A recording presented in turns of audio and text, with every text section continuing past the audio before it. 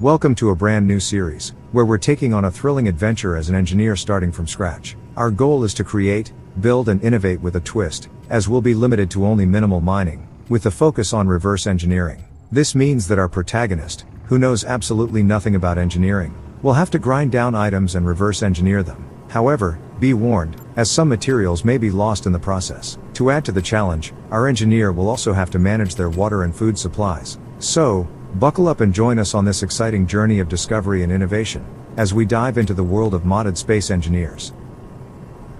Hold on tight, we're plummeting towards an Earth-like planet and the stakes couldn't be higher. As I frantically check my inventory, I realize that disaster has struck. Our antenna failed to pick up the location of the abandoned drilling site during re-entry. But, I won't give up that easily. With the spacepod lacking manual control, I have to get creative. I make the bold move to disable the parachute and override the thrusters. Against all odds, this daring maneuver gives us just enough altitude to set our sights on our first objective. The journey ahead is going to be intense, but I'm ready to take on the challenge and make the most of this unpredictable situation. We've finally touched down on the surface and I'm jumping into action. With determination and cunning, I immediately get to work grinding down parts to unlock their secrets and upgrade my gear.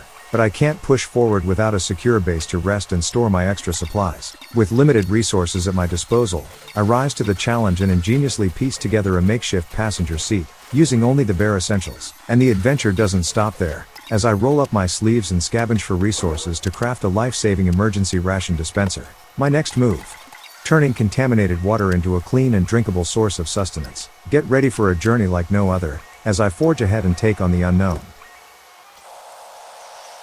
Strap on your jetpacks, we're blasting off to the abandoned mining site. But don't let the excitement fool you. Maneuvering in planetary gravity is tougher than it looks. With a keen eye and quick reflexes, I sift through the storage containers to see what treasures I can uncover. As I explore, I feel the harsh effects of dehydration setting in, but just in the nick of time, I stumble upon a small stash of food to keep me going. With my hunger momentarily satisfied, I set my sights on an old mining drill, ready to grind it down for valuable resources. But wait, my limited storage capacity is holding me back. Determined to find something useful, I move on to the base's remote control and some locked lockers in the habitat. I take a risk and grind down the lockers, but to my disappointment, I realize I'm missing the critical components to put them back together. With my water supplies running low, I have to make a strategic retreat back to the drop pod before it's too late. The adventure never stops, but survival always comes first. Relief washes over me as I finally take a sip of fresh clean water from my emergency ration dispenser. Energized and hydrated, I gather more ice to keep my supplies replenished and make a pit stop at my survival kit to heal up from a rough jetpack landing. But just as I catch my breath, my suit antenna detects an incoming, unknown signal. I quickly head towards it, as I'm all too familiar with these care packages. My first assignment as an engineer was on an automated space station where I loaded up crucial materials for other engineers battling the relentless AI. I need those resources and scrap to get the rover at the mining site back in top shape. To my surprise, the care package comes with a fully operational thruster, so no need to grind it down just yet. I have big plans, and to make them a reality I'll need thrusters and a gyroscope if I ever hope to soar through the sky and travel the 50-kilometer journey to the planetary way station. I quickly come to the realization that, even with the built-in suit gravity lift, I need to lighten my load if I want to collect these parts without damaging the thruster.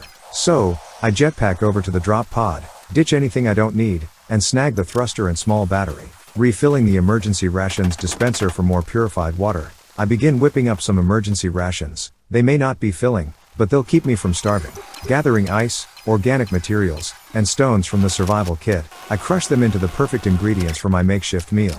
Who would have thought that this would be part of the job description? But, hey, it tastes just like Drill Sergeant used to make. Hurrah!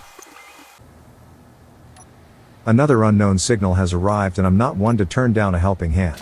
I power up my suit and make sure my hydrogen tanks are full before jetpacking over. This time, I'm more cautious with my landing. And what do you know? Actual animal meat. Not enough for a full meal, but it gives me something to look forward to. I want to conserve this battery as I don't have a means of generating power, and I've been relying on the survival kit to process scrap. All this traveling, this must be why they had us doing all that marching and basic training. Despite the less than appetizing food and the physical and emotional strain, the view is breathtaking. It's a million times better than what we had back on the evacuation station. I wonder how my family is doing. And there you have it, folks. Our engineer has accomplished a lot in just a short amount of time. From reverse engineering scrap parts to constructing a ration dispenser and finding food, our engineer is well on their way to surviving on this new planet. We hope you enjoyed watching this journey and learning about the challenges that come with starting from scratch in Space Engineers. We can't wait to bring you along for the next adventure. Thank you for tuning in. Make sure to hit that subscribe button to stay updated on our latest videos.